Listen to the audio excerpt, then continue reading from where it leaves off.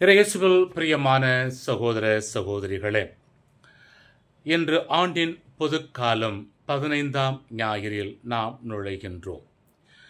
இன்றைய வாசகங்கள் நமக்கு கொடுக்கின்ற எளிமையான ஆனால் அற்புதமான செய்தி என்னவென்றால், உனக்கு அடுத்திருப்பவன் யார்? நம்மில் பலர் நமக்கு அடுத்திருப்பவர் என்ற ஒரு சொல்லை கூட மறந்து வாழ்ந்து கொண்டிருக்கிறோம்.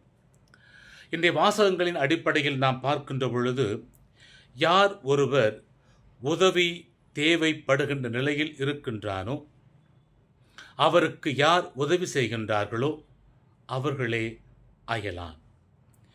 அன்பிற்குரியவர்களே, ஒரு நாள் ஒரு அரசு அலுவலர் தன் பணியை முடித்துவிட்டு தன் காரிலே வீட்டுக்கு வந்து கொண்டிருக்கின்றார்.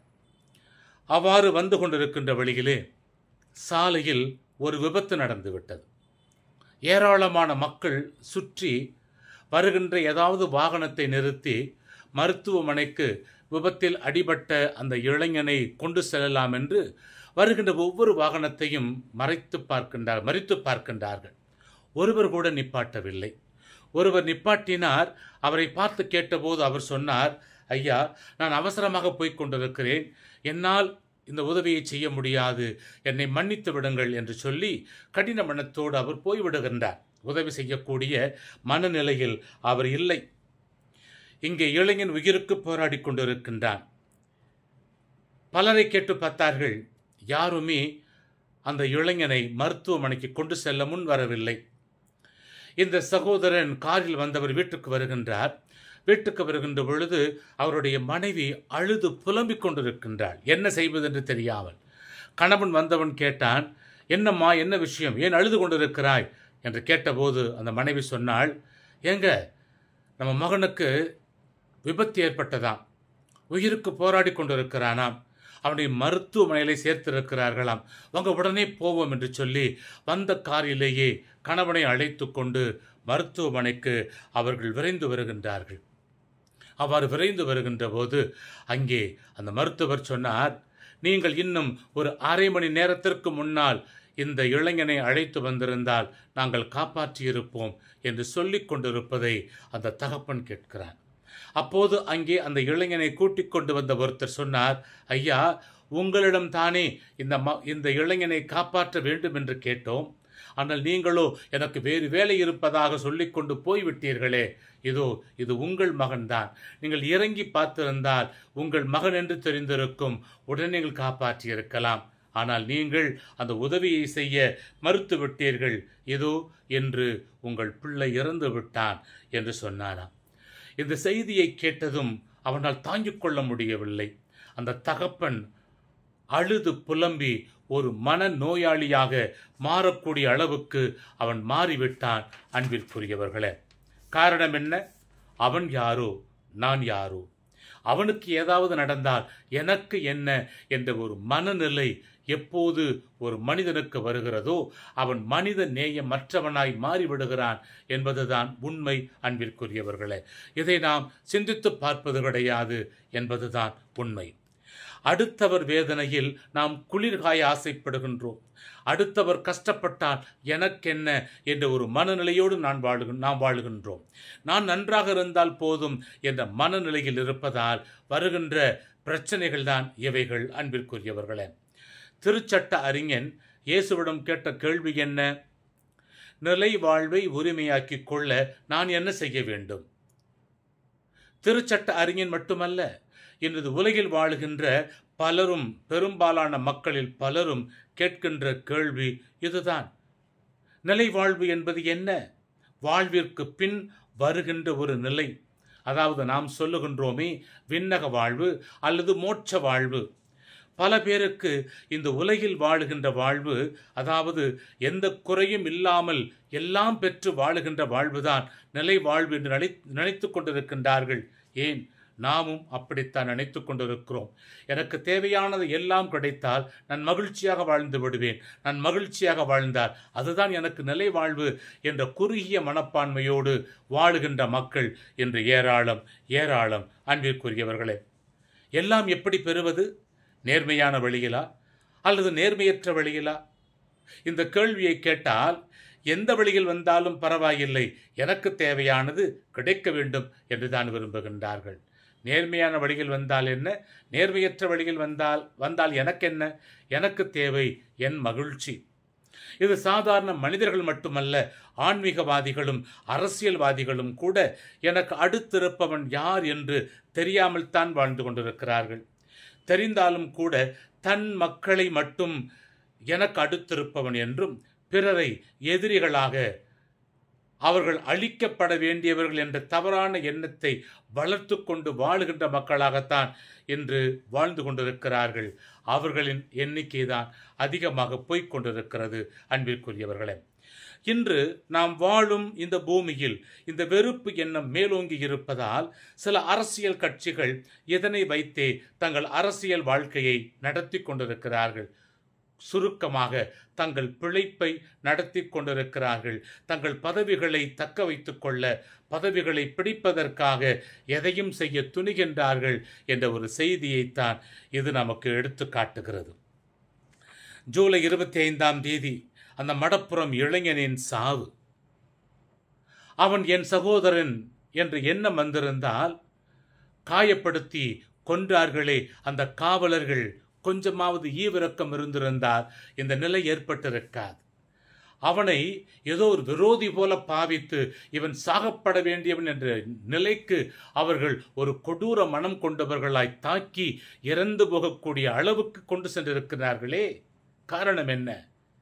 இதுக்கு பல்வேறு காரணங்கள் இருக்கலாம். ஆனால் அந்த மனிதாபிமானம், இவனும் என் சகோதரன், இவன் ஒரு ஏழை சகோதரன், இவன் இப்படி நடத்தக்கூடாது என்ற ஒரு எண்ணம் இருந்திருந்தாலே அவன் உயிர் போயிருக்காது. அன்பிற்குரியவர்களே, யாராக இருந்தாலும், எந்த நிலையில் இருந்தாலும் பிறரை மனிதனாக, சக மனிதனாக, என்னைப் போல அவனுக்கும் வாழ்வதற்கு உரிமை உண்டு என்று அவர்களை வாழ விடுபவனாக, பிறரை மதத்தாலும் மொழியாலும் சாதியாலும் பொருளாதார ஏற்றத்தாழ்வுகளாலும் பிரித்து வைக்காமல், கொடுமைப்படுத்தாமல், என்னோடு வாழுகின்ற ஒவ்வொருவனும் என் சகோதரன், என் சகோதரி என்று யார் வாழுகின்றார்களோ, வாழ விடுகின்றார்களோ அவனே எனக்கு அடுத்திருப்பவன். அன்பிற்குரியவர்களே, ஆக திருச்சட்ட அறிஞன் கேட்ட கேள்விக்கு இயேசுவின் பதில் என்ன?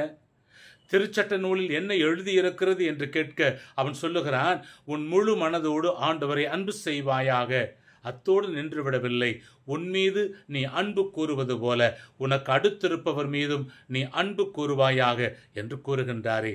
அப்படியானால் அதையே நீ செய் என்று கூறுகின்றார்.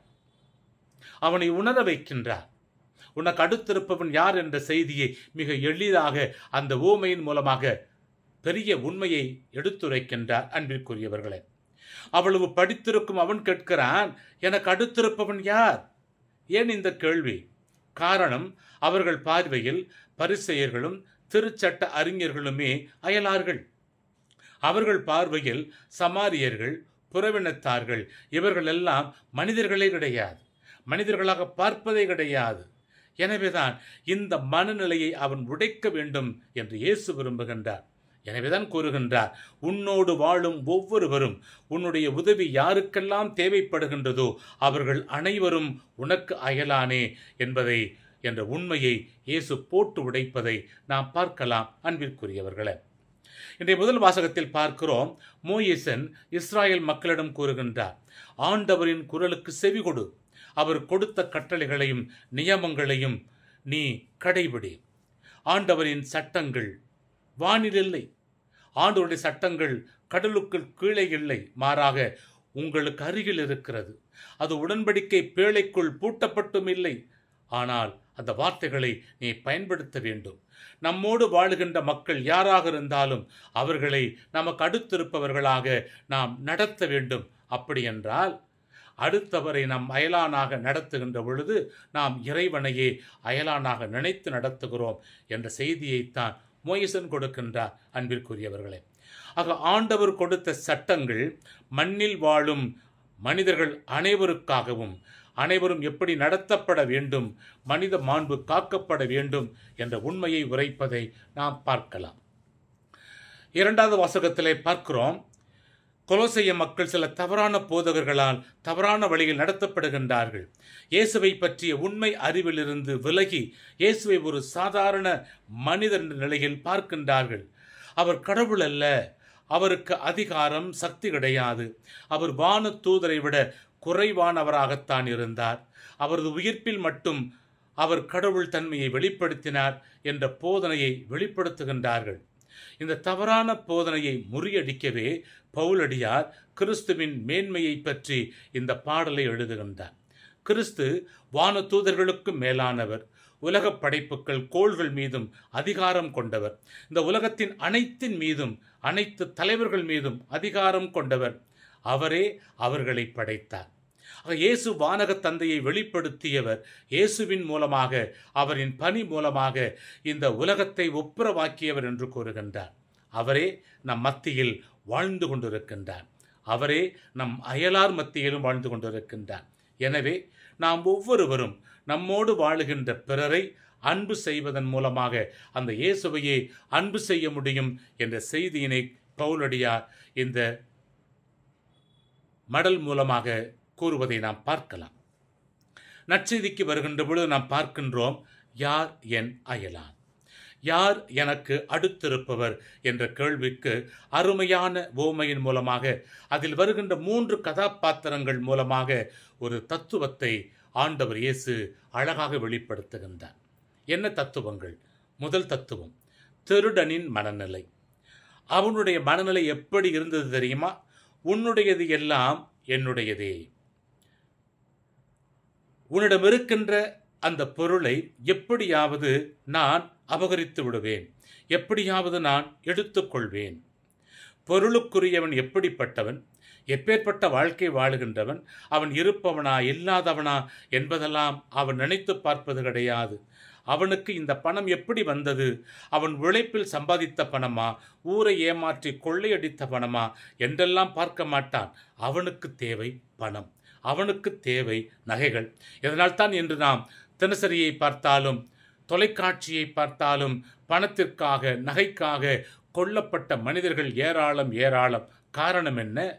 அவர்கள் அடுத்தவர்கள் அல்லவா, அவர்கள் உன் உறவுகள் அல்லவா, அவர்கள் சக மனிதர்கள் அல்லவா?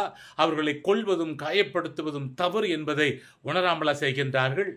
உணர்ந்திருந்தாலும் எனக்கு தேவை பணம், எனக்கு தேவை நகைகள் என்ற உணர்வோடுதான் அவர்கள் வாழ்ந்து கொண்டிருக்கின்றார்கள். ஆக இதனை பறிப்பதற்காக கொள்ளையடிக்க அவரை அடித்தாலும் காயப்படுத்தினாலும், ஏன் கொலை செய்தாலும் கூட தவறு கிடையாது என்ற கொடூர மனப்பான்மையோடு வாழுகின்றவர்களைத்தான் நாம் இந்த முதல் கதாபாத்திரத்திலே பார்க்கிறோம். இந்த மனப்பான்மையில் உள்ள மனிதர்கள் நம்மில் எத்தனை பேர் இருக்கிறோம்? இன்று பல பெருந்தலைகள் என்று சொல்லுகின்றவர்களில் பல பேர் கூட இந்த திருடனுக்குரிய மனநிலையை தான் வாழ்ந்து கொண்டிருக்கின்றார்கள். அதிகாரத்தில் உள்ளவர்கள், ஆளுகின்றவர்கள் கூட இந்த திருடனின் மனநிலையில் இருப்பதைத்தான் நாம் பார்க்கிறோம். அரசியல்வாதிகளும் ஆன்மீகவாதிகளும் கூட பல சமயங்களில் இந்த மனநிலையில் வாழ்வதை நாம் பார்த்து கொண்டுதான் இருக்கிறோம். அன்பிற்குரியவர்களே, அப்படியானால் நம்முடைய மனநிலை எப்படி இருக்கிறது? இரண்டாவது, குரு மற்றும் லேவியருடைய மனநிலை. என்னுடையதெல்லாம் என்னுடையதே, அதனை நான் யாரோடும் பகிர்ந்து கொள்ள மாட்டேன் என்ற சுயநலத்தனம். கடவுள் நம்மை நிறைவாக ஆசீர்வதித்திருக்கிறார், அதனை பிறரோடு பகிர்ந்து கொள்ள வேண்டும் என்ற ஒரு மனப்பான்மையை அவர் கொடுத்திருக்கின்றார். ஆனால் அந்த மனப்பான்மையில் உள்ளவர்கள் எத்தனை பேர்? குருவானவரும் லேவியரும் இறைப்பணி செய்கின்றவர்களாக இருந்தாலும் அவசர நிலையில் யாருக்காவது உதவிகள் தேவை என்றால் அதனை செய்ய வேண்டும் என்ற எண்ணம் வராமல், இறைப்பணி செய்வது தீட்டுப்படாமல், காயப்பட்டவனின் இரத்தம் என் மேல் படக்கூடாது, என் உடையில் படக்கூடாது என்பதற்காக விலகி ஒதுங்கி போனார்களே, அது என்ன மனநிலை அன்பிற்குரியவர்களே? ஆக இந்த மனநிலையில் உள்ளவர்கள் நம்மில் எத்தனை பேர் இருக்கிறோம்? இரத்தக்கரை படிந்தால் அது தீட்டு, என்னால் இறைப்பணி செய்ய முடியாது என்று நினைத்து ஒதுங்கி போகிற மக்களைப் போல நாமும் இருக்கிறோமே. நான் கோயிலுக்கு போய் கொண்டிருக்கிறேன், நான் திருப்பயணம் போய் கொண்டிருக்கிறேன், இந்த வேளையில் யாருக்கும் உதவி செய்ய மாட்டேன் என்று வாழுகிற மக்களில் ஒருவராக நாமும் இருக்கிறோமா? சிந்தித்து பார்ப்போம். மூன்றாவது மனநிலை, சமாரியனின் மனநிலை. இவர்களை சமுதாயம் பாவிகள், தீண்டத்தகாதவர்கள் என்று ஒதுக்கி வைத்தது. இவர்களோடு உறவு கொள்வது கூட பாவம் என்று சமுதாயம் ஒதுக்கி வைத்தது. ஆனால் அவரின் மனநிலையை பாருங்கள். என்னுடையதெல்லாம் எனக்கு மட்டுமல்ல, அது உனக்கும் உரியதுதான். என்னுடையவையெல்லாம் உன்னுடையதே என்ற பரந்த மனப்பான்மையோடு வாழுகின்றவன் சமாரியன். நான் தாராளமாக என்னுடையதை உன்னோடும் உனக்காகவும் பகிர்ந்து கொள்ள முன் வருகிறேன் என்ற ஒரு மனநிலை படைத்தவனாக சமாரியன் இருந்தான். எனவேதான் சாலையிலே அடிபட்டு உயிருக்கு போராடியவனை அப்படியே விட்டுவிட்டு போய்விடாமல் அவனுக்கு முதலுதவி செய்கிறார், விடுதிக்கு அழைத்து போகிறார், அவன் தங்குவதற்கு ஏற்பாடு செய்கின்றார், உணவுக்கும் ஏற்பாடு செய்கிறார். இனியும் தேவை என்றால் நான் திரும்பி வரும்போது உங்களுக்கு தேவையானதை தருவேன் என்று விடுதி காப்பாளரிடம் பணத்தை கொடுத்து விட்டு போகிறானே. தன் பயணத்திற்காக வைத்திருந்த பணத்தை கூட நினைத்து பார்க்காமல் தாராளமாக செலவு செய்கின்றானே அடுத்தவனுக்காக. அவன் என் எதிரி, எனக்கு வேண்டாதவன் என்று பார்க்கவில்லை. அங்கே ஒரு மனிதனாக மட்டும்தான் அவன் பார்த்தான். அதனால் தோன்றுவதுதான் மனித நேயம். அன்பிற்குரியவர்களே, இந்த மனித நேயத்தோடு வாழுகின்றவர்கள் எத்தனை பேர்?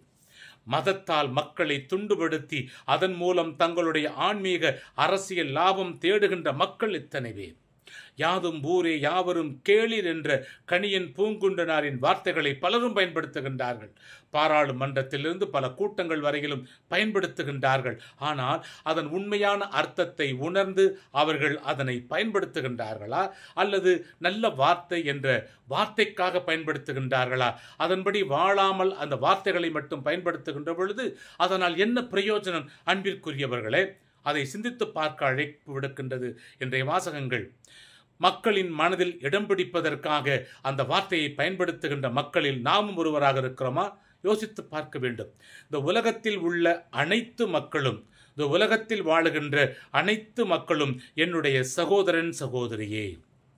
அதுபோல அனைத்து உயிர்களும் நமக்கு சொந்தமானதே என்பதுதான் அதனுடைய அர்த்தம். அன்பிற்குரியவர்களே, இந்த வார்த்தையை பயன்படுத்தி மக்கள் மத்தியில் பேசுகின்ற தலைவர்கள் அவ்வாறு மக்களை நடத்துகின்றார்களா, அல்லது தன் இனம், தன் மொழி, தன் ஜாதி என மாற்றாந்தாய் மனப்பான்மையோடு வெறுப்புணர்வோடு செயல்பட்டு கொண்டிருக்கின்றார்களாம்? அப்படிப்பட்டவர்களால் எப்படி உண்மையான ஒரு சகோதரனாக, ஒரு தலைவனாக இந்த உலகத்தில், இந்த நாட்டில் வாழ முடியும் என்ற ஒரு கேள்வியை கேட்டு பார்க்க நாம் அழைக்கப்படுகின்றோம். அன்பிற்குரியவர்களே, ஏன் நம்மில் பலரும் கூட அவர்களைப் போலத்தானே வாழ்ந்து கொண்டிருக்கிறோம்?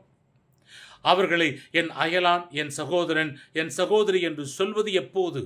அவர்களுக்காக, அவர்களின் நலன்களுக்காக நம்முடைய நேரத்தை, நம்முடைய பொருளாதாரத்தை, ஏன் நம்முடைய உயிரையும் கூட கொடுக்க முன் வருகின்ற, செலவழிக்க வருகின்ற தாராள மனம் படைத்தவர்களாக மாறும்போது மட்டுமே அப்படிப்பட்ட ஒரு நல்ல மனித நேயம் படைத்தவர்களாக மாற முடியும். அன்பிற்குரியவர்களே, ஆக நாம் கேட்க வேண்டிய கேள்வி, இப்பேற்பட்ட சமாரியனின் மனநிலை கொண்டவர்கள் நம்மில் எத்தனை பேர்? இந்த எத்தனையோ பேர் இந்த சமாரியனைப் போல நம் சமுதாயத்திலே வாழ்ந்து கொண்டிருக்கின்றார்கள். அது பலருடைய கண்களுக்கு தெரிவது கிடையாது. யாருக்கும் தெரியாமல் உன் வலது கை செய்வது இடது கைக்கு தெரியக்கூடாது என்ற இறைவனின் வார்த்தைக்கு ஏற்ற வாழுகின்ற மக்கள் எத்தனையோ பேர் வாழ்ந்து கொண்டிருக்கின்றார்கள். அவர்களில் நானும் ஒருவன் என்று சொல்லக்கூடிய மனநிலை நம்மில் எத்தனை பேருக்கு இருக்கிறது? அன்பிற்குரியவர்களே, ஆனால் நம்மில் பலர் செயல்படாத வாய்ச்சொல் வீரர்களாக தம்பட்டம் போட்டு சொல்லி அதனை வாழ்வாக்காமல் எதிர்மறையாக வாழ்ந்து கொண்டிருக்கிறோமே. அதனை கடந்து வாழ நாம் தயாராக இருக்கிறோமா? சிந்தித்து பார்ப்போம். நாம் கேட்க வேண்டிய கேள்வி, நான் யாருடைய மனநிலையில் வாழ்ந்து கொண்டிருக்கிறேன்? சமாரியனைப் போலவா, திருடனைப் போலவா, குருக்கள் லேவியரைப் போலவா? இறைவன் நம் ஒவ்வொருவரையும் அந்த சமாரிய சகோதரனைப் போல பிறரை தன் சகோதரனாக, அயலானாக பாவிக்க வேண்டும் என்று அழைப்பு விடுக்கின்றான். அப்பேற்பட்ட வாழ்க்கை வாழ தேவையான வரத்தை இறைவன் நமக்கு தர தொடர்ந்து நாம் ஜெபிப்போம். ஆமென். May God bless you.